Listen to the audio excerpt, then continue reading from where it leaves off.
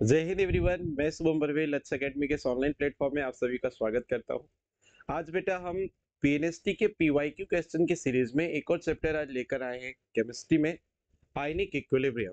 ठीक है, ये चैप्टर के जो सॉल्यूशन है उन सभी बच्चों के लिए बहुत हेल्पफुल होने वाले हैं जो बच्चे पीएनएसटी 2024 एग्जाम को टारगेट कर रहे हैं। ठीक है, किस टाइप से क्वेश्चंस आते हैं, उनको कैसे सॉल्व करना है, मैं अभी आपको क्वेश्चंस के साथ ही साथ उनके कॉन्सेप्ट बता के पूरे चीजें क्लियर करवा दूंगा। तो आप अभी मुझसे लेक्चर में साथों साथ आप बने रहें और जो क्वेश्चंस पे करवा रहा हूँ प्रॉपर इसको एक नोट्स में इंक्लूड करते जाएं, बार बार रिवाइज करते जाएं, क्योंकि सेम कॉन्सेप्ट पे बेस्ड क्वेश्चन बार बार रिपीट होते हैं। तो आपसे कॉन्सेप्ट अगर बन जाएंगे तो आपसे क्वेश्चंस बड़े आसानी से बनेंगे।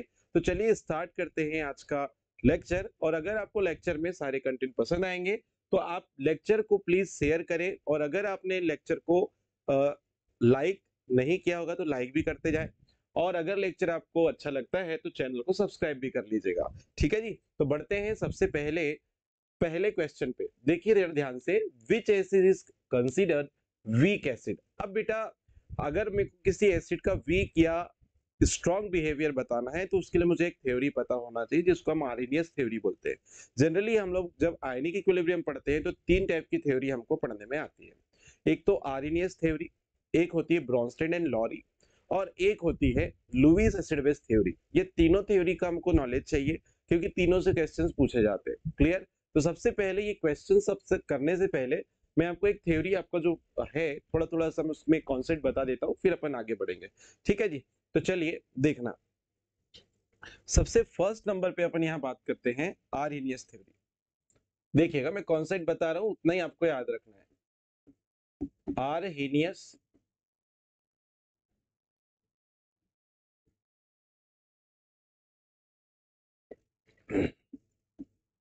Arrhenius theory. ओके, सबसे पहले नंबर पे हम यहाँ पे देख रहे हैं क्या, आर्हेनियस थ्योरी।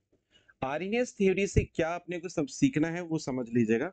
आर्हेनियस थ्योरी हमको कहती है कि भाई जब भी कोई सब्सटेंस है, जब भी कोई पदार्थ है, अगर किसी पदार्थ का बिहेवियर मुझे चेक करना है कि वो एसिड होगा कि बेस होगा, तो कैसे पता लगाएंगे कि भाई कोई पदार्थ है वो एसिड नेचर का होगा कि बेस नेचर का होगा, कैसे पता लगेगा?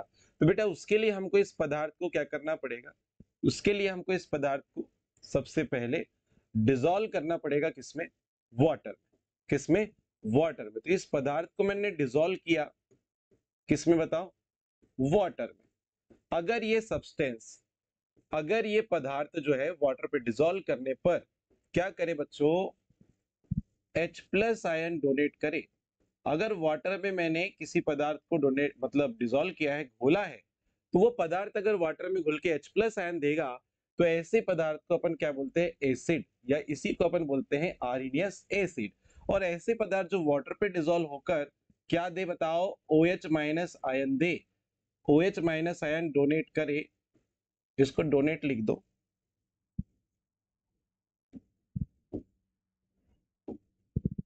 डोनेट का मतलब क्या हो गया? दान करे। तो उसको अपन क्या बोल देते हैं? बेस। बेस मीन्स क्षार। बेस मीन्स क्षार। क्लियर? एक एक एग्जांपल बताता हूं, देखना। जैसे मान लीजिए हमारे पास यहाँ पर HCl है। HCl को मैंने अगर वाटर में डिसॉल्व किया तो वाटर पे डिसॉल्व करने पर HCl जो है बेटा, वो HCl का जब विलियन बन गया तो उसको HCl एक्वस बोला जाता है, जली HCl बोला जाता है। और ये वाटर पे डिसॉल्व होता है तो क्या होगा? ये H प्लस एक्वस पे और Cl माइनस एक्वस पे ब्रेक होता है। क्लियर? तो देखो HCl को जब मैंने वाटर में डिसॉल्व किया तो उसको HCl एक्वस अपन लिखते हैं, और ये वाटर में किस टाइप से डिसोसिएट होता है, आयनाइज होता है, तो H प्लस और Cl माइनस में। अब ये वाटर में क्या दे रहा है? H plus ion. इसी कारण से इसको हम क्या बोल रहे हैं? एसिड बोल रहे हैं, या आर्हेनियस अम्ल इसको बोल रहे हैं। इसी प्रकार से देखिए, अगर मैंने एक एग्जांपल यहाँ पे लिया, मान लीजिए NaOH। NaOH को मैंने जल में डिसॉल्व किया तो इसका जली विलियन बना, इसलिए इसको NaOH एक्वस बोल रहे हैं। अब ये जल में इसको अगर हम स्टडी करेंगे तो ये जो है जल में Na प्लस एक्वस या Na प्लस आयन और OH माइनस आयन में डिसोसिएट हो जाता है। ठीक है जी, तो ये जल में क्या दे रहा है बताओ? OH माइनस आयन, इसलिए इसको हम क्या बोलेंगे? Arrhenius base. बात समझ में आई? ठीक है।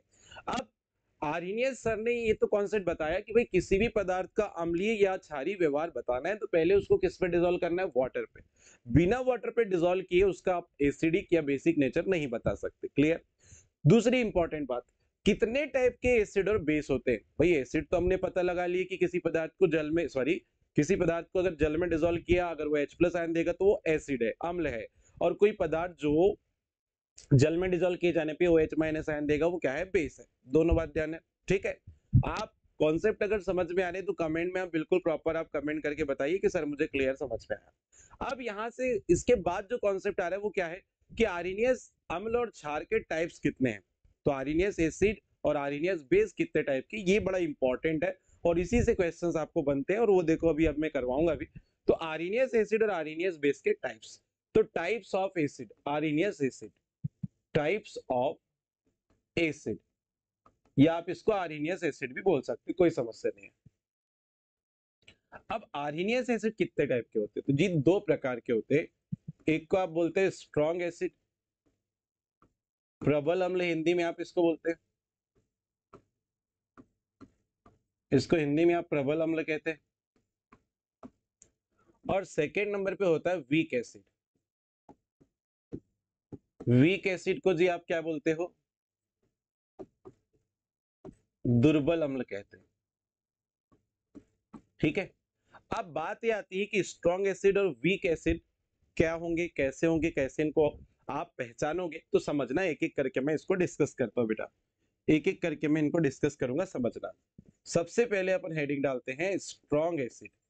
अब सर स्ट्रॉन्ग एसिड क्या होते हैं, इसको कैसे डिफाइन करोगे और इसका एग्जाम्पल भी बता देते तो बड़ा अच्छा रहता, क्योंकि एग्जाम में तो एग्जाम्पल पूछेगा ना आपको। चलो, तो स्ट्रॉन्ग एसिड के बारे में थोड़ी सी जानकारी देख लेते हैं कि बेटा ऐसे जिनका वाटर में कंप्लीट आयोनाइजेशन होता है, complete ionisation in water,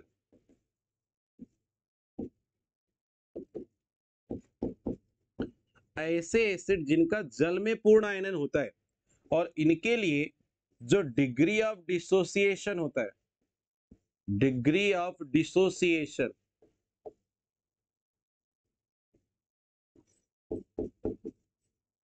degree of dissociation जो होता है वो अप्रोक्सीमेट जो है 3 to 5% होता है। डिग्री ऑफ डिसोसिएशन को अपन बोलते हैं वियोजन की मात्रा। मतलब सॉरी मैंने यहाँ 3 to 5% लिख दिया हूँ। अप्रोक्सीमेट 100% है ना, अप्रोक्सीमेट 100% होता है ये वियोजन की मात्रा, ठीक है। इसको अपन किससे रिप्रेजेंट करते हैं, अल्फा से। तो अल्फा अप्रोक्सीमेट कितना होता है इसके लिए, 100। मतलब जितने मॉलिक्यूल वाटर पे डिसॉल्व करोगे लगभग सभी के सभी जो है वाटर पे डिसोसिएट हो जाएंगे और H+ आयन देंगे, ठीक है जी। तो स्ट्रॉन्ग एसिड जिनका जल में पूर्ण आयनन होता है। दूसरी बात, इनके लिए जो अल्फा है या वियोजन की मात्रा जो आती है वो 100% आती है, आपको इतना याद रखना है। अब सबसे इंपॉर्टेंट बात, सर इसके एग्जाम्पल कितने हैं जो मैक्सिमम एग्जाम में पूछे जाते हैं और जो हमको दिए भी जाते हैं बुक में, कौन कौन से हैं? तो चलो देख लेते हैं एग्जाम्पल स्ट्रॉन्ग एसिड के। तो एग्जाम्पल में बेटा आपको याद रखना है, सबसे पहले आपको याद रखना है यहाँ से hydrochloric acid, hydrobromic acid, hydroiodic acid, जितने बता रहे हैं उतने याद रखना है। HNO3, फिर है H2SO4, सल्फ्यूरिक अम्ल, इसको HNO3 को नाइट्रिक अम्ल बोलते हैं। आप लिख लेना, मैं बोल दे रहा हूँ, ठीक है। H2SO4 को सल्फ्यूरिक एसिड बोलते हैं। HClO3 क्लोरिक एसिड, क्लोरिक अम्ल। और यहाँ पर ये आ जाएगा HClO4, इसको पर क्लोरिक एसिड बोलते हैं। क्या बोल देते हैं, पर क्लोरिक एसिड बोल देते हैं। क्लियर है। तो ये सारे जो एसिड मैंने लिखा हूँ ये स्ट्रॉन्ग एसिड है और इनको अच्छे से याद रखना, एग्जाम में पूछे भी गए। एक बार नाम बता दे रहा हूँ, आप लिख लेना, हाइड्रोक्लोरिक अम्ल, हाइड्रोब्रोमिक अम्ल, हाइड्रोआयोडिक अम्ल, नाइट्रिक अम्ल, सल्फ्यूरिक अम्ल, क्लोरिक अम्ल और पर क्लोरिक अम्ल। क्लियर, आप लिख लेना इसको। ये किसके एग्जाम्पल है जी, स्ट्रॉन्ग एसिड के। अब मैं बात करता हूँ वीक एसिड क्या होते हैं, वीक एसिड के एग्जाम्पल क्या होंगे। तो चलो स्टार्ट करेंगे वीक एसिड। थोड़ा सा थ्योरी में इसमें बता रहा हूं क्योंकि बिना थ्योरी के आपको कॉन्सेप्ट यहां से नहीं समझ आएंगे और आपसे क्वेश्चन नहीं बनेंगे। तो वीक एसिड बेटा थोड़ा समझना, चलो जरा देखेंगे। सर वीक एसिड के बारे में थोड़ा सा चर्चा करते हैं। तो वीक एसिड क्या होता है बेटा, ऐसे एसिड जिनका कंप्लीट आयनाइजेशन होगा क्या वाटर पे? नहीं होगा। तो आप ऐसे लिख सकते हो, इनकम्प्लीट आयनाइजेशन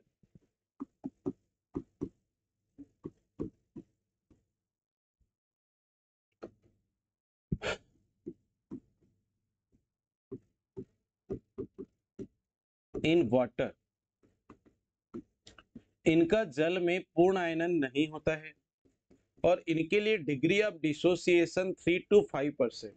मतलब इनके लिए जो वियोजन की मात्रा आती है वो 3 से 5%। मतलब आपने अगर 100 मॉलिक्यूल्स को वाटर पे डिसॉल्व किए तो 3 से 5 मॉलिक्यूल ही जो है वो वाटर में डिसोसिएट होंगे या आयनाइज होके H प्लस आयन देंगे। बात समझ में आ रही है?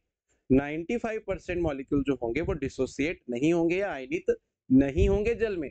इसलिए ऐसे एसिड को क्या बोला जाता है? वीक एसिड या दुर्बल अम्ल। अब इसके ना काफी सारे एग्जाम्पल है बच्चों, तो वो एग्जाम्पल हमको याद रखना है क्योंकि एग्जाम्पल ही एग्जाम में आएंगे। मैं एग्जाम्पल लिखते जा रहा हूँ, उसका नाम मैं बोल दूंगा, आप उसको नोट कर लेना, ठीक है, क्योंकि समय लगेगा। सबसे पहले आता है HF, हाइड्रोफ्लोरिक अम्ल। सेकेंड में आता है HCN, हाइड्रोसाइनोइक अम्ल। थर्ड नंबर पे आता है H2CO3, कार्बोनिक अम्ल। चौथे नंबर पे यहाँ पे आता है H3PO4, फास्फोरिक अम्ल। पांचवें नंबर पे यहाँ पे आता है H2SO3, सल्फ्यूरस अम्ल। ठीक है।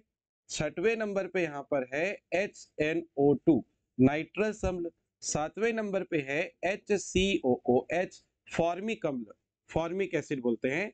CH3COOH, acetic acid. 9 नंबर पे आप इसमें लिख लेना, 9 नंबर पे आप यहाँ पे लिख लीजिएगा C6H5COOH, बेंजोइक अम्ल, बेंजोइक एसिड इसको बोलते हैं। ठीक है जी। 10 नंबर पे आप यहाँ पे लिख लेना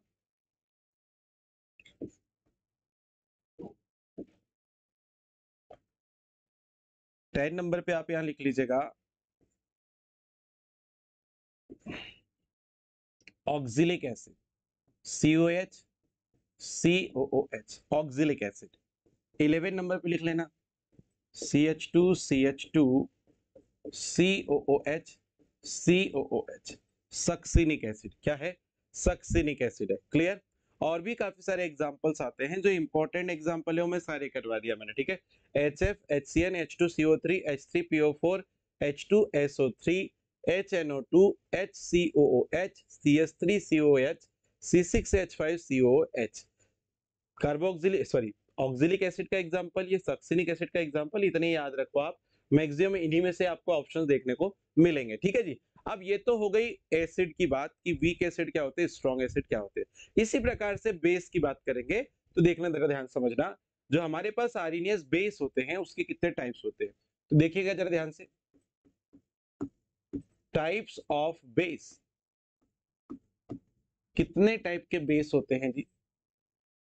तो बच्चों बेस भी दो प्रकार के होते हैं, एक स्ट्रॉन्ग बेस होता है और एक वीक बेस होता है। अब जो स्ट्रॉन्ग बेस और वीक बेस है, मतलब एक प्रबल क्षार और एक क्या है, दुर्बल क्षार है। प्रबल क्षार को कैसे डिस्कस करेंगे बेटा? प्रबल क्षार को कैसे डिस्कस करेंगे? तो देखो ध्यान से, प्रबल क्षार को थोड़ा समझाता हूं, फिर आपको कॉन्सेप्ट समझ में आएगा। स्ट्रॉन्ग बेस या इसी को अपन प्रबल क्षार बोलते हैं। तो सिमिलर डेफिनेशन उसी टाइप से जो अभी मैंने स्ट्रॉन्ग एसिड की बताया था, क्या कि इनका कंप्लीट आयोनाइजेशन होता है। ऐसे बेस जो कंप्लीट आयोनाइजेशन होगा जिनका, कहां पर? वाटर पे। ऐसे क्षार जो जल में पूर्ण तरह से आयनित हो जाएंगे या आयनाइज हो जाएंगे, उनको अपन स्ट्रॉन्ग बेस बोलेंगे। और इनके लिए जो अल्फा है वो 100% के अप्रोक्सीमेट आता है, मतलब वियोजन की जो मात्रा है वो 100% के इक्वल आती है। क्लियर है? चल, अब आप बोलेंगे सर एग्जाम्पल बता देते तो बड़ा अच्छा रहता, क्योंकि एग्जाम में तो एग्जाम्पल पूछेंगे ना। ठीक है जी। तो चलो एग्जाम्पल बता देते, उसमें क्या है। तो आपको इसके एग्जाम्पल याद रखने के लिए करना क्या है भैया, इसमें आपको एस ब्लॉक के फर्स्ट ग्रुप के मेटल याद रखना है। जैसे कौन सा?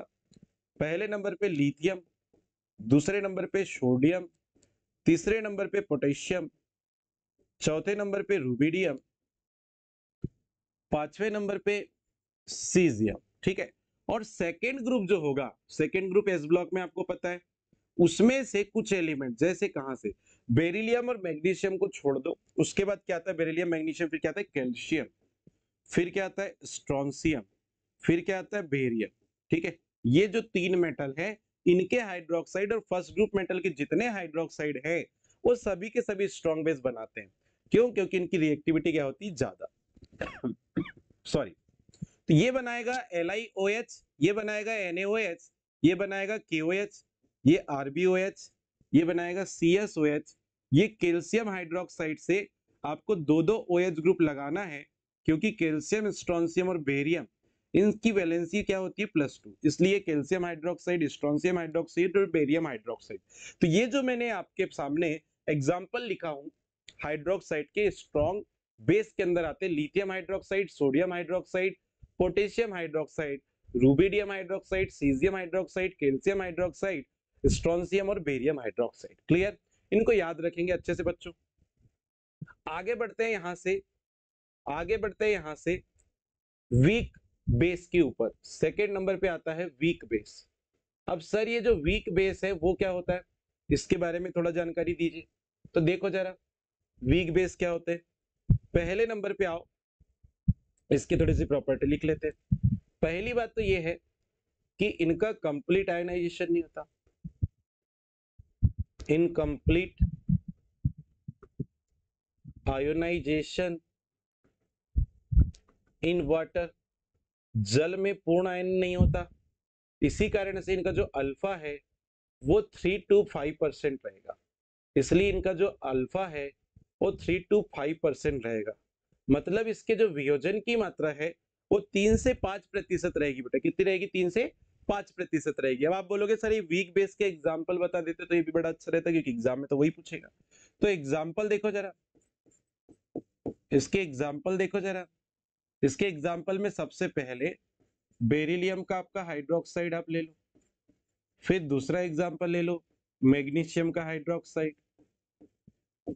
तीसरा एग्जाम्पल आप ले लो। जितने एग्जाम्पल मैं बता रहा हूँ बिल्कुल याद ही रखो, किसी ना किसी एग्जाम में पूछा गया होगा।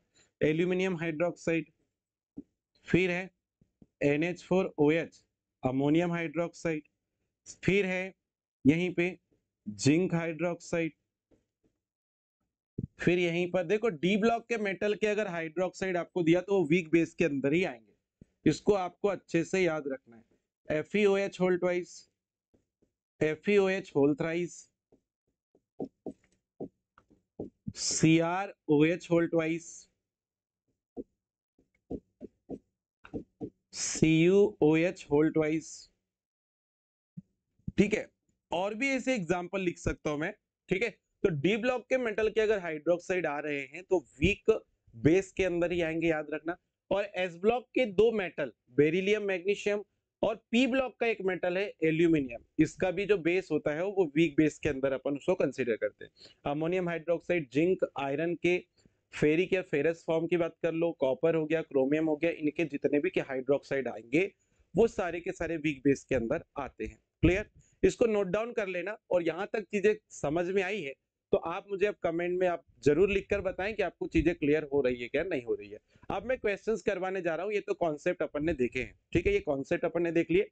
अब अपन क्वेश्चंस करेंगे। चलिए जी, अब हम सबसे पहले क्वेश्चन पे आते हैं। पहला क्वेश्चन क्या था हमारे पास वो देखो। चलिए देखना पहला क्वेश्चन, किस अम्ल को वीक एसिड माना गया है? किस अम्ल को वीक एसिड माना गया है? ठीक है, ओके, पहले नंबर पे आओ। देखो H2SO4 अभी थोड़ी देर पहले बताया था स्ट्रॉन्ग एसिड है, तो ये तो गलत हो गया क्योंकि उसने क्या पूछा? Weak acid.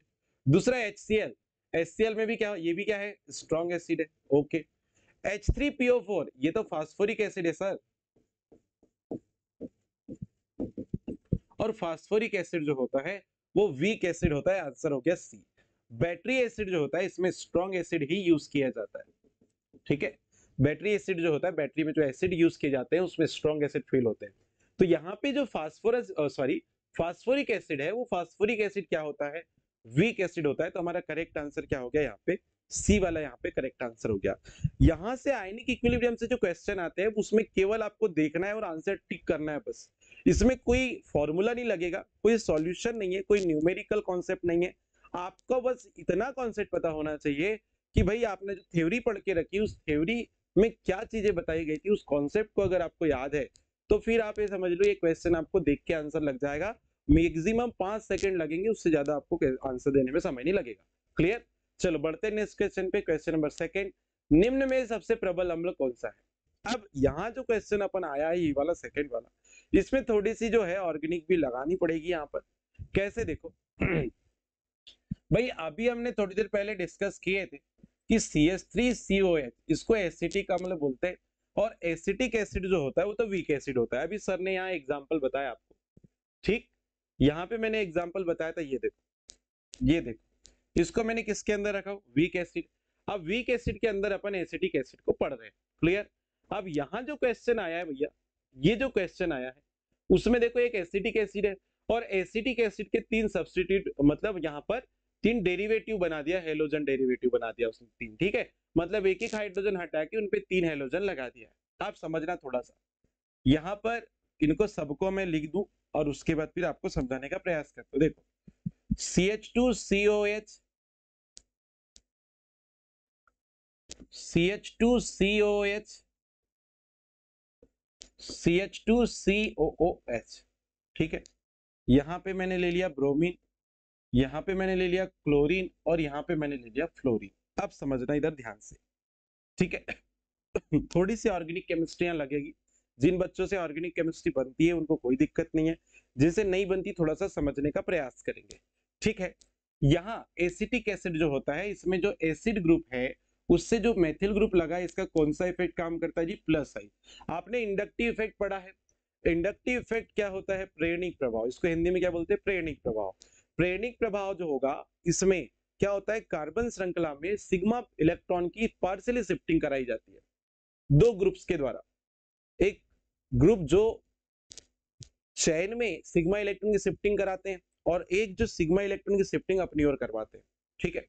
तो इस बेस पे इंडक्टिव इफेक्ट को 2 टाइप्स में बांटा गया था, प्लस आई और एक क्या था? माइनस आई। प्लस आई ग्रुप क्या करते हैं? ये कार्बन चैन में इलेक्ट्रॉन डेंसिटी को डोनेट करते हैं या फिर बढ़ाते हैं। जैसे ये एग्जांपल जो है, यहाँ पे ध्यान समझना, ये जो CH3 ग्रुप है यहाँ पर क्या कर रहा है, इसको मैंने बोला ये प्लस आई ग्रुप है, तो ये कार्बन चेन में इलेक्ट्रॉन डेंसिटी बढ़ाएगा। तो इस कार्बन पे इलेक्ट्रॉन डेंसिटी बढ़ेगी तो ये आगे वाले बॉन्ड पे इलेक्ट्रॉन डेंसिटी सिग्मा इलेक्ट्रॉन की बढ़ाएगा, और यहाँ पे इलेक्ट्रॉन डेंसिटी बढ़ेगी तो ये यहाँ पे इलेक्ट्रॉन डेंसिटी बढ़ाएगा। तो ये जो बॉन्ड है ना यहाँ पे, ये स्ट्रांग हो जाता है। ये जो बॉन्ड है यहाँ पे ये क्या हो जाता है? स्ट्रांग। अब जब ये बॉन्ड स्ट्रांग हो जाएगा ऑक्सीजन और हाइड्रोजन के बीच का, तो आसानी से हाइड्रोजन निकलेगा क्या? यहाँ पे नहीं निकलेगा। और जब आसानी से हाइड्रोजन नहीं निकलेगा बच्चों, तो बताओ क्या इसका एसिडिक नेचर बढ़ेगा कि कम होगा? भाई कम होगा। भाई अच्छा एसिड वो होगा ना जो आसानी से H+ आयन डोनेट करे। लेकिन हो क्या रहा है यहाँ पर? ये जो प्लस आई ग्रुप है, ये प्लस आई ग्रुप कार्बन चेन में सिग्मा इलेक्ट्रॉन की क्या बोलना चाहिए? डेंसिटी बढ़ा दे रहा है। मतलब ये सिग्मा इलेक्ट्रॉन की शिफ्टिंग कर रहा है आगे। तो इस कारण से ये वाला जो बॉन्ड है इस पे सिग्मा इलेक्ट्रॉन की शिफ्टिंग अब हाइड्रोजन की ओर हो गई। मतलब ये वाला जो बॉन्ड है ना वो स्ट्रांग हो गया। क्लियर? समझ में आई बात? ठीक? तो ये स्ट्रांग होने के कारण ये आसानी से बॉन्ड नहीं टूटेगा, और नहीं टूटेगा तो ये H+ जाएगा नहीं बाहर आसानी से। इसी कारण से इसका एसिडिक बिहेवियर क्या हो जाएगा? कम। इसलिए हम इसको वीक एसिड के अंदर कंसीडर करते हैं, किसको? एसिटिक एसिड को। अब सर ये 3 एग्जांपल जो दिए हैं उनको कैसे करना है? तो बेटा यहाँ पे 3 एग्जांपल में ना उन्होंने क्या करा? हेलोजन लगा दिए। और हेलोजन का कौन सा इफेक्ट काम करता है? माइनस आई इफेक्ट काम करता है। अब माइनस आई इफेक्ट वाले ग्रुप का क्या काम है? तो बेटा ये क्या करते हैं? कार्बन चेन से सिग्मा इलेक्ट्रॉन को अपनी ओर क्या करते हैं? खींचते हैं। कार्बन चेन से सिग्मा इलेक्ट्रॉन को अपनी ओर क्या करते हैं? खींचते हैं। अब कार्बन चेन से अपनी ओर इलेक्ट्रॉन को खींचेंगे तो ये वाला जो बॉन्ड का इलेक्ट्रॉन डेंसिटी वो क्या होगा? कम। एक एग्जांपल बताता हूं, देखना इसको। ये कार्बन से कितने हाइड्रोजन जुड़े हैं? 2। यहाँ पर ये आपका एसिड ग्रुप है, ये देखो। और यहाँ पे कौन जुड़ा था? फ्लोरीन। अब फ्लोरीन तो कौन सा इफेक्ट शो कर रहा है? माइनस आई। तो ये कार्बन चेन से सिग्मा इलेक्ट्रॉन को अपनी ओर खींचेगा, जिस कारण से ये कार्बन पर इलेक्ट्रॉन डेंसिटी क्या होगी? कम। तो वो ये आगे वाले कार्बन से बॉन्ड के इलेक्ट्रॉन को खींच रहा है। फिर क्या होगा? इस कार्बन के पास इलेक्ट्रॉन डेंसिटी कम होगी, वो आगे वाले बॉन्ड से इलेक्ट्रॉन डेंसिटी को अपनी ओर खींचेगा। फिर इस ऑक्सीजन के पास इलेक्ट्रॉन डेंसिटी कम होगी तो वो ये वाले बॉन्ड से इलेक्ट्रॉन को खींचेगा। क्लियर? तो होगा क्या? ये वाला बॉन्ड जो है यहाँ इलेक्ट्रॉन डेंसिटी कम हो गई, और इलेक्ट्रॉन डेंसिटी कम हो जाएगी तो बताओ जल्दी से ये बॉन्ड कैसा हो जाएगा? वीक। ये बॉन्ड कैसा हो जाएगा? वीक बॉन्ड हो जाएगा कि नहीं हो जाएगा? और वीक बॉन्ड होगा तो ये इजीली क्या हो जाएगा? ये इजीली क्या हो जाएगा, ब्रेक होगा। और इजीली ब्रेक होगा तो आसानी से यहाँ से H+ निकलेगा कि नहीं निकलेगा, यहाँ से आसानी से H+ निकलेगा कि नहीं निकलेगा, बिल्कुल निकलेगा। मतलब इसके एसिडिक स्ट्रेंथ बढ़ा दे रहा है कौन सा ग्रुप, माइनस आई ग्रुप। अब क्वेश्चन ये आ रहा है सर ये तीनों में माइनस आई ग्रुप लगा है, तो आप कैसे पता करें। तो बेटा आप कैसे पता करोगे, तो आप ये देखोगे कि तीनों हेलोजन में सबसे ज्यादा माइनस आई किसका होता है। तो यहाँ पे माइनस आई ग्रुप का मैं ऑर्डर लिख देता हूँ। तो माइनस आई हेलोजन की अगर मैं बात करूं तो सबसे ज्यादा होता है फ्लोरीन का, उससे कम होता है क्लोरीन, उससे कम ब्रोमीन, और उससे कम किसका होता है, आयोडीन का। ये मैंने जो है ना इंडक्टिव इफेक्ट जो है मैंने पढ़ाया हुआ है, ठीक है। ये मैंने चैनल पे पढ़ाया हुआ है, आप जाना सम बेसिक जो है ऑर्गेनिक केमिस्ट्री आप सर्च करना, तो वहां पर मैंने इंडक्टिव इफेक्ट पढ़ाया हूं, वहां डाउट होगा तो आप वहां से जाके बिल्कुल क्लियर कर लीजिएगा। तो यहाँ पे जो फ्लोरीन है इसका माइनस आई सबसे ज्यादा, उससे कम क्लोरीन, उससे कम ब्रोमीन। तो यहाँ माइनस आई जिसका ज्यादा है वो उतना ज्यादा एसिडिक स्ट्रेंथ को क्या करेगा, बढ़ाएगा। तो आप ऐसे लिख सकते हो माइनस आई ग्रुप जो है वो डायरेक्टली प्रोपोर्शनल होते हैं एसिडिक स्ट्रेंथ के। मतलब ये बच्चों क्या करते हैं, एसिडिक स्ट्रेंथ को बढ़ाते हैं, जिसका माइनस आई जितना ज्यादा वो एसिडिक स्ट्रेंथ को उतना बढ़ाएगा। तो यहाँ ऑर्डर एसिडिक स्ट्रेंथ का ऐसे आएगा, सबसे ज्यादा एसिडिक स्ट्रेंथ आपकी इसकी हो जाएगी, उससे कम इसकी, उससे कम इसकी, और उससे कम इसकी। आपको क्या पूछा था, निम्न में से सबसे प्रबल अम्ल पूछा था, तो आप आंसर क्या लगा लेते, बी। कितने बच्चे मेरे समझाने के पहले आंसर ला लिए थे वो बिल्कुल कमेंट में बता दो। मैं टाइम थोड़ा सा ज्यादा ले रहा हूँ बेटा क्वेश्चंस को समझाने के लिए, लेकिन जो है कॉन्सेप्ट आपके पूरे क्लियर हो जाने चाहिए, ताकि आप बिना चैप्टर पढ़े सॉल्यूशन को ही देखकर आप जाओ तो आपका आंसर आ जाना चाहिए एग्जाम में। मैं ये कोशिश कर रहा हूँ, क्लियर। चलो, नहीं तो फिर बहुत सारे लोग आपको पता है यूट्यूब में पढ़ा रहे हैं, उनसे आप उनका क्वालिफिकेशन भी जरूर पूछिए कि क्या हुआ, क्या कर रहे हैं अभी। बहुत सारे ऐसे यूट्यूबर्स भी हैं जो पीएनएसटी पढ़ा रहे हैं, अभी मैं नाम नहीं लूंगा। 12th पास आउट लोग भी पढ़ा रहे, जिनको खुद नहीं पता कि क्या होता है कॉन्सेप्ट, वो पढ़ा रहे बेटा, ठीक है। चलिए बढ़ते आगे। नेक्स्ट देखिएगा, formic acid, trichloro acidic acid और ट्राइफ्लोरो एसिटिक एसिड, ये तीन एसिड है, इसमें भी आपको स्ट्रॉन्ग एसिड पूछा है। तो सबसे पहले आप इनको लिखो, फॉर्मिक एसिड HCOOH है, दूसरे नंबर पे है trichloro acetic acid. Trichloro acetic acid को आप ऐसे लिखते हैं, ट्राइफ्लोरो एसिडिक एसिड, इसको आप ऐसे लिखते हैं, ठीक है जी। तो ये तीन एसिड दिया हुआ था और इसमें सबसे स्ट्रॉन्ग पूछा था। अभी थोड़ी देर पहले ही मैंने आपको बताया कि जो फॉर्मिक एसिड है एक ऐसा एसिड है, वीक एसिड है। थोड़ी देर पहले ही मैंने एग्जांपल आपको बताया प्रीवियस स्लाइड में, ये वीक एसिड है। भाई ये जो आपको एसिटिक एसिड दिख रहा है, ठीक है, इसमें एसिटिक एसिड जो होता है उसका फॉर्मूला होता है CH3COH। इसमें तीन हाइड्रोजन को हटा के उसने तीन क्लोरीन लगा दिया, तो इसको क्या बोल दिया, ट्राइक्लोरो एसिटिक एसिड। और तीन फ्लोरीन लगा दिया तीन हाइड्रोजन को हटा के, तो इसको बोल दिया ट्राइफ्लोरो एसिटिक एसिड। थोड़ा सा समझो क्वेश्चन, वो ऐसे करवाता है आपको कि आपको डाउट आए और आप गलत कर लो, ठीक है जी। अब ये तीन तीन हेलोजन लगा दिए, तो अभी थोड़ी देर पहले मैंने बताया था कि हेलोजन कौन सा इफेक्ट शो करता है, माइनस आई। तो यहाँ पे तीन माइनस आई ग्रुप लगे हैं, यहाँ पे भी कितने माइनस आई ग्रुप है, तीन माइनस आई ग्रुप है। लेकिन तीन माइनस आई यहाँ पे भी है, और माइनस आई ग्रुप अभी थोड़ी देर पहले वाले, इसके पहले वाले क्वेश्चन में मैंने बताया हूँ कि माइनस आई ग्रुप जो होते हैं वो एसिडिक स्ट्रेंथ को बढ़ाते हैं। जितना ज्यादा माइनस आई उतना ज्यादा एसिडिक स्ट्रेंथ होता है बेटा, ठीक है जी। तो बताओ यहाँ पे, ये तो वीक है, इससे ज्यादा एसिडिक ये हो जाएगा, इससे ज्यादा एसिडिक ये हो जाएगा। तो सबसे ज्यादा एसिडिक पूछा था उसने, सबसे ज्यादा एसिडिक पूछा था, तो यहाँ पे आंसर क्या हो जाएगा, सी। आंसर कौन सा हो जाएगा, सी। जल्दी से आप इसको नोट डाउन कर लीजिए।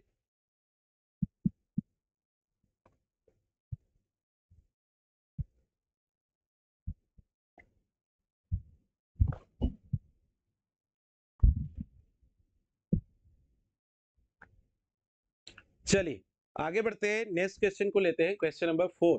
अच्छा, अब देखो ये जो कॉन्सेप्ट आ रहा है ये तो बहुत ही आसान है, और इस कॉन्सेप्ट से बड़े क्वेश्चन आए।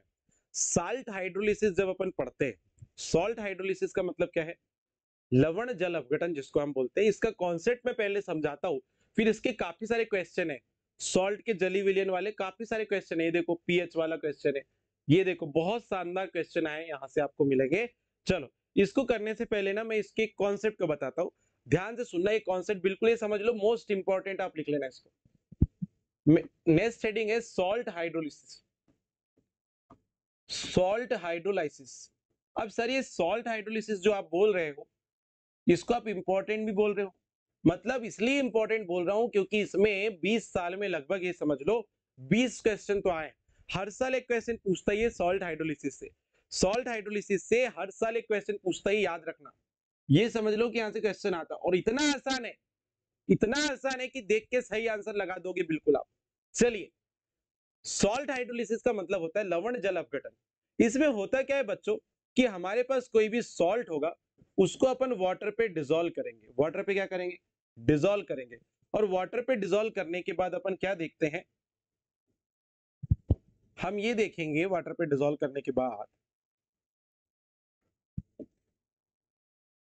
कि कितने टाइप के यहां पे सॉल्यूशन बनेंगे। थोड़ा सा मुझे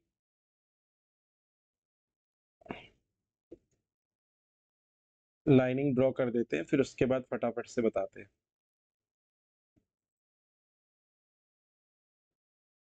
ओके, पहले एक कई को देखो।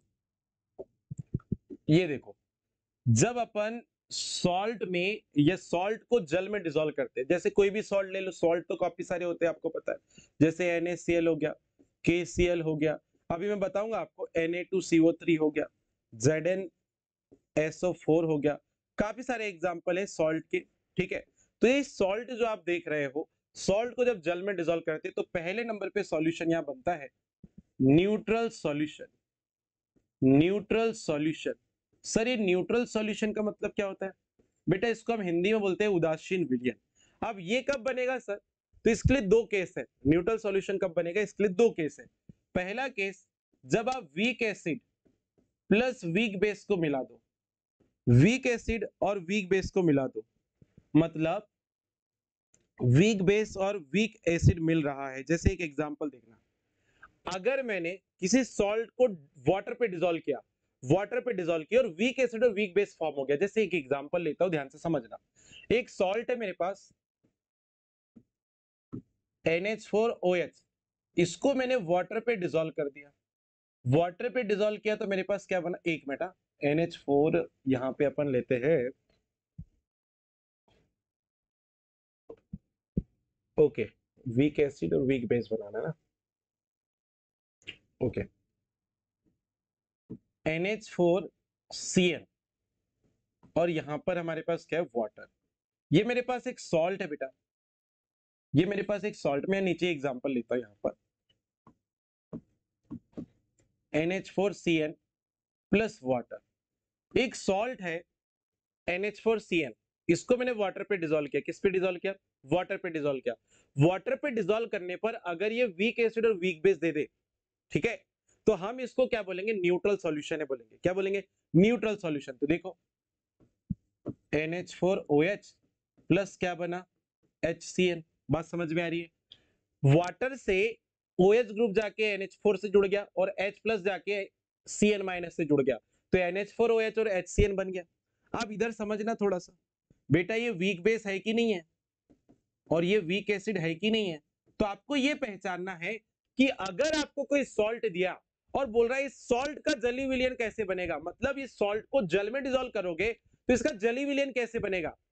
न्यूट्रल बनेगा, एसिडिक बनेगा, बेसिक बनेगा। तो आपको याद रखना है कि इसको वाटर पे डिसॉल्व कर लो, अगर वीक एसिड और वीक बेस मिल रहा है मतलब वो न्यूट्रल सॉल्यूशन। अच्छा सर, न्यूट्रल सॉल्यूशन का पीएच कितना होता है? तो बेटा पीएच होता है 7। इसको सब बच्चे याद रखेंगे, इसको सब बच्चे याद रखेंगे, भूलना नहीं है, भूलना नहीं है कि न्यूट्रल सॉल्यूशन जो होता है उसका पीएच क्या होगा। केस नंबर पहला ये तो आपको क्लियर हो गया। ठीक है, दूसरा केस बेटा इसी में बताता हूं, ध्यान से सुनना। जो न्यूट्रल सॉल्यूशन होता है इसमें एक और केस होता है कि जब आप strong acid plus strong base को मिलाते हो तो जो सॉल्यूशन बनेगा उसके भी मिक्सचर को अपन न्यूट्रल सॉल्यूशन, या जो विलियन बनेगा उसको अपन क्या बोलते हैं? न्यूट्रल विलियन बोलते हैं या उदासीन सॉल्यूशन बोलेंगे। तो सर इसका भी एक एग्जांपल बताओ। तो इस सेकंड वाले का भी मैं एग्जांपल बताता हूं, ये पहले वाले का एग्जांपल और सेकंड। अब हमारे पास सॉल्ट है भैया NaCl, इसको वाटर पे डिसॉल्व कर दिया। वाटर पे डिसॉल्व करने पे क्या बना? NaOH और साथ में क्या बन गया? HCl। अब जल्दी से देख के बताओ कि सर ये जो NaOH बना है ये तो स्ट्रॉन्ग बेस है, प्रबल क्षार है, और ये जो HCl बना है ये स्ट्रॉन्ग एसिड है। क्या बात समझ में आ रही है? क्या बात सबको समझ में आ रही है? और बात समझ में आ रही तो कमेंट में जरूर लिखना, क्योंकि मैं सारे कॉन्सेप्ट बताते चल रहा हूँ। मेरा टारगेट ये नहीं है कि भाई आपको मैं पूरे 40 क्वेश्चन करवा दूं आज के लेक्चर में। मैं 15 क्वेश्चन या 20 क्वेश्चन करवाऊंगा, लेकिन उसके कॉन्सेप्ट पूरे क्लियर करवाऊंगा आपके दिमाग में। आप अगर कभी एग्जाम देने जा रहे हो और इतना ही मेरा सॉल्यूशन देखकर चले गए आप, तो आपसे वो बन जाना चाहिए, पूरा चैप्टर पढ़ने की जरूरत नहीं है। क्लियर है बात? चलिए, तो हमने देखा न्यूट्रल सॉल्यूशन दो केस में हमको मिलेंगे। जब आप सॉल्ट को डिसॉल्व करोगे वाटर पे तो वीक एसिड और वीक बेस मिल जाए, या सॉल्ट को डिसॉल्व करोगे वाटर पे तो स्ट्रॉन्ग बेस और स्ट्रॉन्ग एसिड मिल जाए। मतलब ऐसा सॉल्यूशन जो होगा बेटा वो न्यूट्रल सॉल्यूशन होगा और उसका पीएच हमेशा कैसे आएगा? 7। क्या बात सबको समझ में आई है? चलो सर, सॉल्ट को वाटर में डिसॉल्व की तो पहला केस तो आपने बता दिया न्यूट्रल सॉल्यूशन बनेगा। और दो केस बेटा अपन लोग पढ़ते हैं, यहाँ पे ध्यान समझना। और दो केस यहाँ पे पढ़ते हैं अपन। दूसरे नंबर पे आपके पास आता है एसिडिक सॉल्यूशन। इसको मैं ना व्हाइट पेन से लिखता हूं।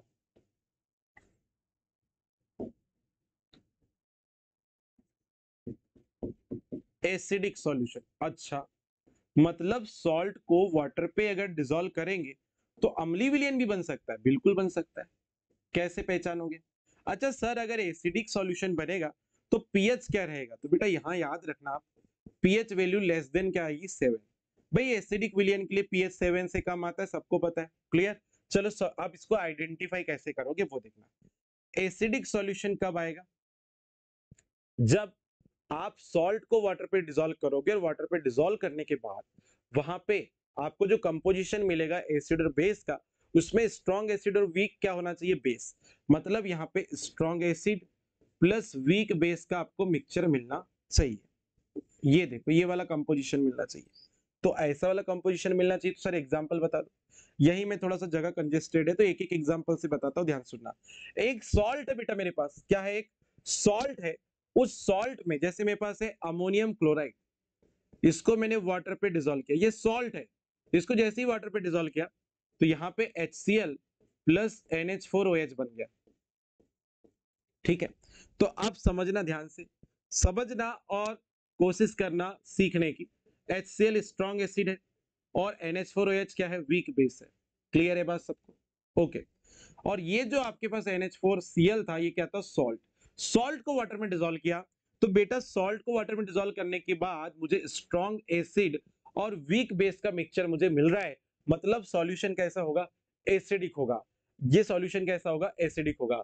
आपको ये सॉल्ट दे देगा अमोनियम क्लोराइड और पूछेगा कि इसका जली विलयन कैसा होगा? Acidic, neutral, basic. या इसका पीएच क्या होगा? तो बेटा स्ट्रॉन्ग एसिड है ना मिक्सचर में, इसी कारण से इसका जो पीएच है वो 7 से कम आएगा। और ये जो सॉल्यूशन होगा वो कैसा होगा? एसिडिक होगा। सबको क्लियर हो रहा होगा? तीसरा और लास्ट केस क्या है? देखो,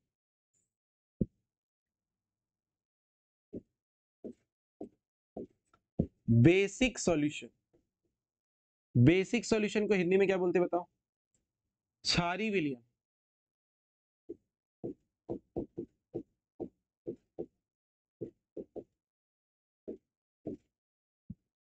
बेसिक सॉल्यूशन को हिंदी में क्या कहते हैं? क्षारीय विलयन। और सर इसके लिए पीएच कितना होगा? तो बेटा बेसिक सॉल्यूशन है ना, पीएच तो 7 से ज्यादा ही आएगा ना। पीएच 7 से क्या आएगा? ज्यादा। अब आप बोलोगे सर एग्जांपल बताओ। तो बेटा यहाँ पे अगर आपने सॉल्ट को वाटर पे डिसॉल्व किया है तो यहाँ पे वीक बेस और सॉरी, यहाँ जो मिक्सचर आएगा उसमें स्ट्रॉन्ग बेस और वीक एसिड का मिक्सचर आना चाहिए। मैं एग्जांपल बताते जा रहा हूं आपको एक एक। ठीक है, चलो। एक हमारे पास सॉल्ट है, एग्जांपल देखना। एक हमारे पास सॉल्ट है जैसे ZnSO4, इसको वाटर पे डिसॉल्व कर दिया। ठीक है, 2 मोल्स ऑफ वाटर ले लेंगे, वाटर के 2 मोल्स ले लेना है यहाँ पर। चलो मैं ले ही लेता हूं। ZnSO4 plus 2 water, 2 moles of water, तो यहाँ पे बनेगा ZnOH होल ट्वाइस, साथ में बनेगा यहाँ पे H2SO4। गड़बड़ हो गई क्या? ओके ओके, मैंने गलत एग्जांपल ले लिया, सॉरी।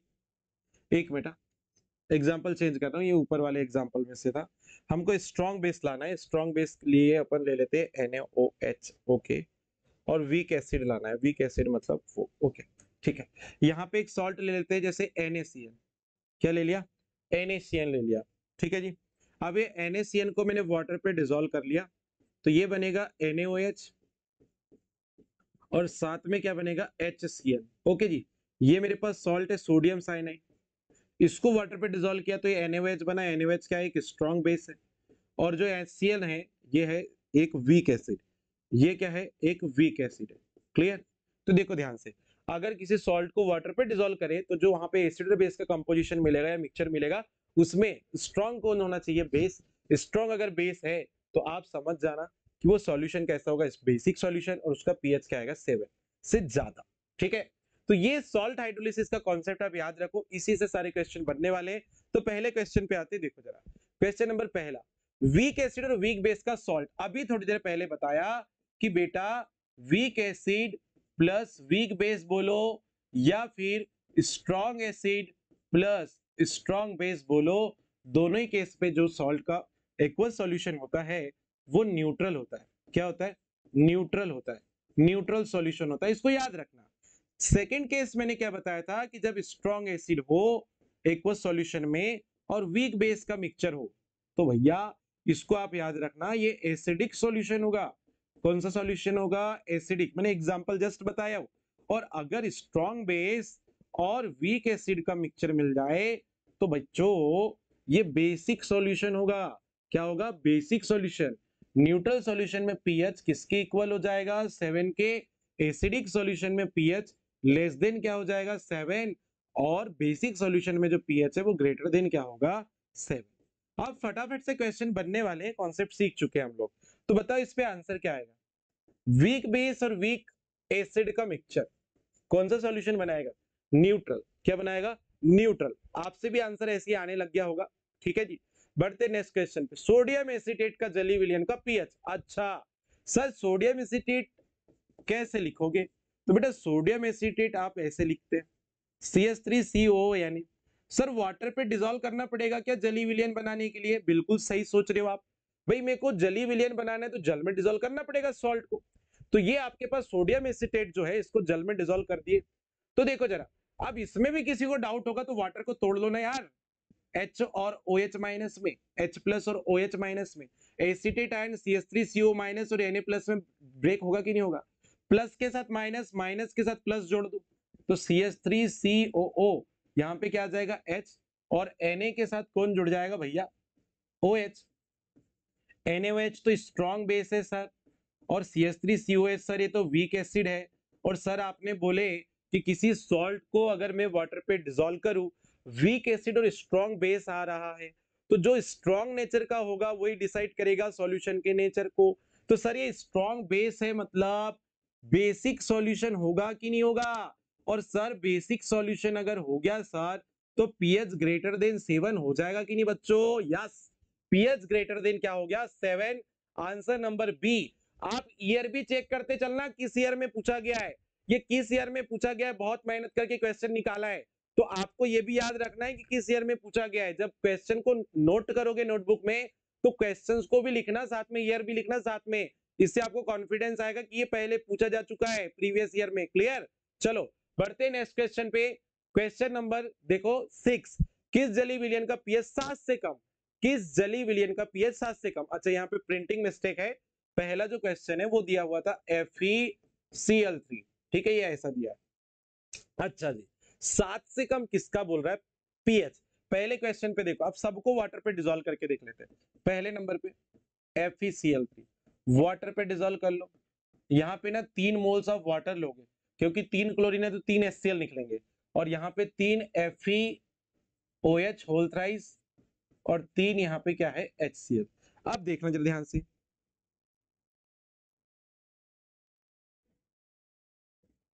ये बन गया वीक बेस, ये बन गया स्ट्रॉन्ग एसिड।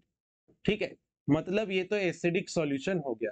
एसिडिक सॉल्यूशन का पीएच जो है वो लेस देन 7 आता है, सबको पता है। ठीक है जी, ओके। क्वेश्चन नंबर 2 देखो, सॉल्ट दिया था KNO3, वाटर पे डिसॉल्व कर लो इसको, क्या बनाता है KOH, साथ में HNO3 बनेगा। KOH सर ये तो स्ट्रॉन्ग बेस है, सर HNO3 तो स्ट्रॉन्ग एसिड है, और दोनों सेम है, स्ट्रॉन्ग स्ट्रॉन्ग नेचर के हैं या वीक वीक नेचर के होंगे, तो आपको पता है न्यूट्रल सॉल्यूशन, शॉर्ट पे लिख रहा हूँ न्यूट्रल सॉल्यूशन। और सर इसमें तो पीएच इक्वल अप्रोक्सीमेट किसके आता है 7 के। अच्छा सर तीसरे नंबर का जो सॉल्ट दिया है वो है NaCl। सर इसको वाटर पे डिसॉल्व करके देखते हैं क्या। यस देख लो, तो ये NaOH बनेगा सर और ये HCl बनेगा। दोनों ही स्ट्रॉन्ग नेचर के, स्ट्रॉन्ग बेस, और ये क्या है स्ट्रॉन्ग एसिड। सर इस पे भी ये भी न्यूट्रल सॉल्यूशन है। यस इसका भी पीएच अप्रोक्सीमेट कैसे आएगा 7। नेक्स्ट फोर्थ नंबर पे आओ NaOH। सर ये तो NaOH तो बेस है ना, और बेस का पीएच तो आपको पता है कि नहीं है, पीएच ग्रेटर देन क्या आता है 7। भाई पीएच ग्रेटर देन क्या आता है 7, क्योंकि NaOH तो ऑलरेडी बेस है। तो मुझे बताओ यहाँ पीएच सबसे कम पूछा था तो किसके लिए आएगा। मुझे लगता है कि मेरे से पहले आपका आंसर आ चुका था। जिनका आंसर आ चुका था मुझसे पहले वो बिल्कुल कमेंट बॉक्स में छाप दो। और अगर आपको लेक्चर समझ में आ रहे हैं, बिना चैप्टर पढ़ाए बिना थ्योरी पढ़ाए अगर आपसे क्वेश्चन बन रहे हैं, मतलब आपको कॉन्सेप्ट समझ में आ रहे हैं। और आपको कॉन्सेप्ट समझ में आ रहे तो कमेंट में छाप दो और मुझे बताओ कि आपको चीजें अगर क्लियर हो रही तो मैं बिल्कुल कंटिन्यू डेली लेक्चर्स आपके लिए बनाऊं। ठीक है, क्या होता है कि बच्चे जितना ज्यादा एक्टिव रहेंगे उतना ज्यादा हम भी एक्टिव रहेंगे। तो आपको अगर चीजें समझ में आ रही है तो बिल्कुल आप मुझे कमेंट पे लिख दीजिए, और आपको लेक्चर समझ में आ रहे हैं तो आप लेक्चर्स को प्रॉपर शेयर करिए आपके फ्रेंड्स के साथ, जो बच्चे तैयारी कर रहे हैं उनको भी बेनिफिट मिल सके इसका। ठीक, तो चलो आंसर लगाते हैं। चलिए आंसर लगाते हैं। तो पहला आंसर हो जाएगा बेटा FeCl3। FeCl3 ferric chloride answer आएगा, क्योंकि इसमें जो मिक्सचर बन रहा है हाइड्रोलिसिस के बाद उसमें क्या हो रहा है, वीक बेस और स्ट्रॉन्ग एसिड है। और स्ट्रॉन्ग एसिड है मतलब यहाँ पे एसिडिक सॉल्यूशन हो जाएगा, और एसिडिक सॉल्यूशन के लिए पीएच क्या आ जाता है 7 से कम, है ना भाई। चलो आगे बढ़ते हैं नेक्स्ट क्वेश्चन पे। क्वेश्चन नंबर आपके पास आया 7। निम्नलिखित में से कौन सा जेली विलियन प्रकृति में क्षारीय होगा। अच्छा 2019 में पूछा था बेटा, तो बड़ा आसान है यार, नाम दे दिया इस बार, देखो नाम दे दिया। क्या बोल रहा है सोडियम क्लोराइड, इसको तो NaCl लिखते हैं। अमोनियम नाइट्रेट कैसे लिखोगे आप, तो सर अमोनियम नाइट्रेट NH4NO3 ऐसे तो लिखते हैं। सोडियम एसीटेट सर ये कैसे लिखा जाएगा CH3COONA। Sir potassium sulphate, potassium sulphate कैसे लिखोगे तो बेटा K2SO4 पोटेशियम सल्फेट। ठीक है जी, अब आपको करना क्या है, आपको करना क्या है, जल के साथ इनकी रिएक्शन करवा के देखना है। मैं डायरेक्ट भी कर सकता हूं, लेकिन क्या है आपको समझ में आना चाहिए करके मैं एक बार स्टेप बाय स्टेप करके आपको बता रहा हूँ। क्लियर, नहीं तो हम डायरेक्ट भी करके बता सकते थे कि बेटा सोडियम के साथ एक OH जोड़ो, क्लोरीन के साथ एक H जोड़ो, ऐसे कर देते, पर कोई दिक्कत वहां पे आपको थोड़ा सा डाउट आ जाता। चलो कोई नहीं, मैं बता देता हूँ, थोड़ा सा टाइम लगेगा। वाटर में डिसॉल्व करो इसको, ये बनाए आपने NaOH प्लस HCl। ओके, पहले मैं सबको कर देता हूँ, है ना, सबको सॉल्यूशन करा देता हूँ यहाँ पे, फिर आपको बताता हूँ। यहाँ वाटर पे डिसॉल्व करें तो ये बना NH4OH प्लस ये बन जाएगा HNO3। ये सोडियम एसीटेट को डिसॉल्व करोगे वाटर के साथ तो ये बनेगा CH3COH, और ये है NaOH। यहाँ पे आओ, यहाँ 2 मोल्स ऑफ वाटर लेना पड़ेगा, तो यहाँ पे 2 मोल्स ऑफ KOH बन जाएंगे, और साथ में H2SO4 बनेगा। चल अब चेक करना फटाफट से, देखो। ओके जी, फटाफट से देखते हैं। सर यहाँ पे स्ट्रॉन्ग बेस और स्ट्रॉन्ग एसिड दोनों बन रहा है, मतलब ये एसिडिक सॉल्यूशन है। क्या है, एसिडिक सॉल्यूशन। सर ये अमोनियम नाइट्रेट को वाटर पे डिसॉल्व करे तो वीक बेस और स्ट्रॉन्ग एसिड बन रहा है, तो सर ये भी स्ट्रॉन्ग, सॉरी ये भी एसिडिक सॉल्यूशन है। स्ट्रॉन्ग एसिड बन गया वीक बेस के साथ। सॉरी सॉरी, पहले वाले में ना एसिडिक नहीं होगा, पहले वाले में न्यूट्रल होगा, क्योंकि स्ट्रॉन्ग स्ट्रॉन्ग है, स्ट्रॉन्ग बेस और स्ट्रॉन्ग एसिड तो न्यूट्रल है। यहाँ पे वीक बेस और स्ट्रॉन्ग एसिड है, इसलिए कैसा है, एसिडिक है। यहाँ पे देखो weak acid, acetic acid, weak acid, और NaOH strong base, strong base और वीक एसिड, मतलब ये बेसिक सॉल्यूशन है। कैसा है, बेसिक सॉल्यूशन। और ये देखो KOH क्या है, स्ट्रॉन्ग बेस है, और ये H2SO4 स्ट्रॉन्ग एसिड है। दोनों स्ट्रॉन्ग होंगे तो ये न्यूट्रल सॉल्यूशन है। ठीक है, और न्यूट्रल सॉल्यूशन का पीएच 7 के अप्रोक्सीमेट, एसिडिक का 7 से कम, और बेसिक का 7 से ज्यादा। क्या बात समझ में आई है सबको, क्या बात सबको समझ में आई है। इसका पीएच ग्रेटर देन 7, इसका पीएच अप्रोक्सीमेट 7, नेचुरल न्यूट्रल वाले का पीएच अप्रोक्सीमेट 7, एसिडिक वाले का पीएच जो है वो लेस देन 7। तो सबसे ज्यादा पीएच किसका होगा ऐसा पूछा था, मतलब क्षारी कौन होगा, तो जिसका पीएच ज्यादा होगा वो क्षारीय होगा। आंसर हो जाएगा सी। आंसर क्या आ जाएगा? सी। आप लोगों का भी करेक्ट आंसर सी होगा। ठीक है जी, सॉल्व करके जरूर देखना। क्वेश्चन नंबर 8 देखो, किसका जलीय विलयन अधिकतम पीएच वाला होगा? सब में सोडियम मेटल जो है वो साथ में कॉमन दिया है। अब यहाँ पे जो है ना, जब आप ऑक्सी अम्ल अपन लोग पढ़ते हैं तो वहां पर मैं इस टाइप का एक कॉन्सेप्ट पहले बता देता हूँ, इसके पहले फिर आपको और क्लियर हो जाएगा। यहाँ पे मेरे पास एक एसिड की सीरीज है HClO4। अपन पी ब्लॉक पढ़ते हैं तो ये वाला क्लोरीन के ऑक्सी अम्ल पढ़ते हैं ना, तब अपन यहाँ देखते हैं इसको HClO3, HClO2 और HClO। ठीक है, ये 4 ऑक्सी अम्ल होते हैं क्लोरीन के, और इनकी एसिडिक स्ट्रेंथ अगर मेरे को बताना है तो बेटा यहाँ पे सेंटर एटम के ऑक्सीडेशन नंबर देखते हैं।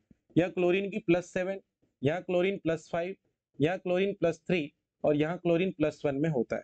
तो जैसे जैसे ऑक्सीडेशन नंबर यहाँ बढ़ती है सेंट्रल मेटल एटम की, ठीक है, वैसे वैसे उसकी एसिडिक स्ट्रेंथ बढ़ती है। तो ऑर्डर हमारे पास ये रहता है। क्लियर? अब क्या होगा, यहाँ पे जो सोडियम के साथ एसिड दिए हैं वो कुछ इसी टाइप के दिए हैं जरा। ठीक, तो आप एक एक एसिड का जब सॉल्ट हाइड्रोलिसिस करवाओगे तो आपको खुद समझ में आएगा कि एक्चुअल में दिया क्या है।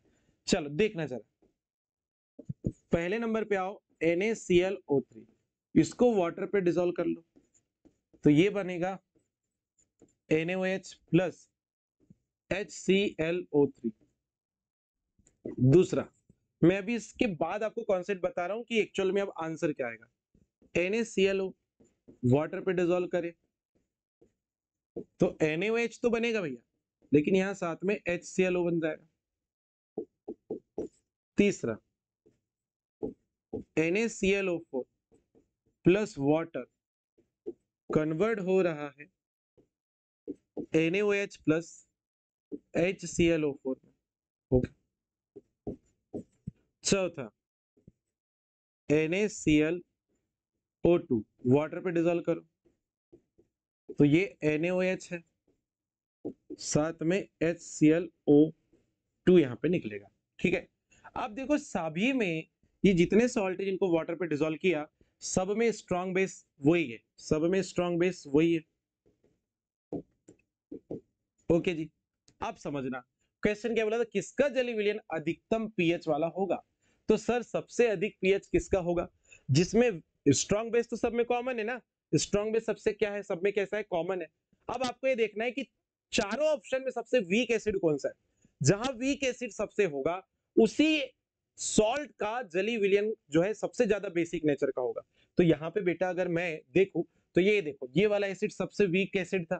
ठीक, और ये कौन से सॉल्ट के हाइड्रोलिसिस से बन रहा है, सेकंड वाले। ये देखो सबसे वीक नेचर इसका है। तो अगर मैं बेसिक नेचर आपकी बात करूं, बेसिक नेचर की बात करूं या सॉल्यूशन की बेस पे, तो देखो सबसे ज्यादा कौन सा हो जाएगा, सेकंड वाला, मतलब बी वाला सबसे ज्यादा हो जाएगा। मैं चारों एग्जांपल बता रहा हूं, इस एसिड से ज्यादा स्ट्रॉन्ग कौन सा है, HClO2। तो इससे कम बेसिक नेचर किसकी हो जाएगी भैया, HClO2 कहां पर आ रहा है, यहां पर। तो फोर्थ वाले की मतलब डी वाले की हो जाएगी।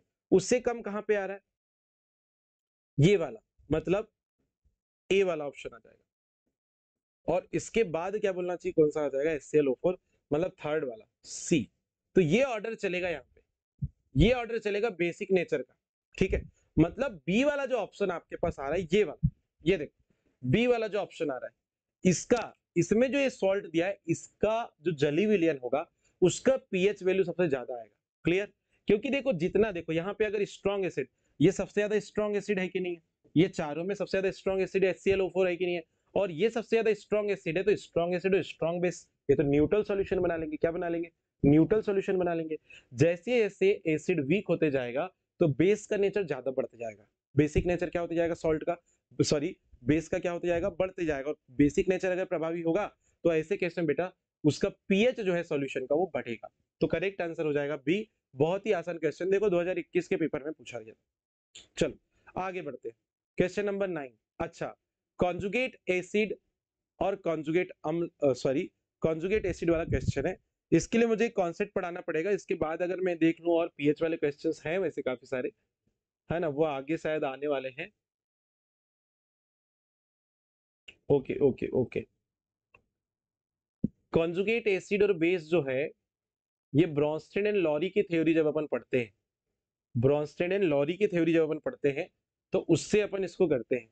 तो अभी जो क्या बोलना चाहिए, जितने मैंने क्वेश्चन कराए हैं इसके बाद में भी काफी सारे क्वेश्चंस है। तो ये जो क्वेश्चन नंबर 9 है, इसके बाद जो क्वेश्चन आ रहे हैं वो सेकंड थ्योरी से क्वेश्चन होंगे, जिसको हम बोलते हैं ब्रॉन्स्टेड एंड लॉरी थ्योरी।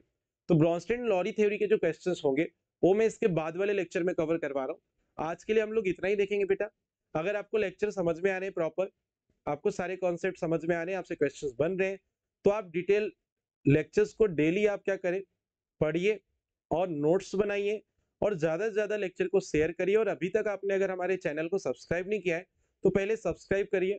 और लेक्चर्स में जो आपके लेक्चर्स अपलोड होंगे यूट्यूब में, उन लेक्चर्स के डिस्क्रिप्शन में हमने हमारे जितने सोशल मीडिया प्लेटफॉर्म के चैनल्स हैं, चाहे वो टेलीग्राम चैनल है, व्हाट्सएप ग्रुप है, फेसबुक चैनल है, इंस्टाग्राम है, वो सारे की लिंक वहां पर डाल दिए। अगर आप किसी भी टाइप के सोशल मीडिया प्लेटफॉर्म में या कोई भी आपके पास सोशल मीडिया चैनल आप यूज करते हैं तो उस पर जाकर आप हमें फॉलो कर सकते हैं।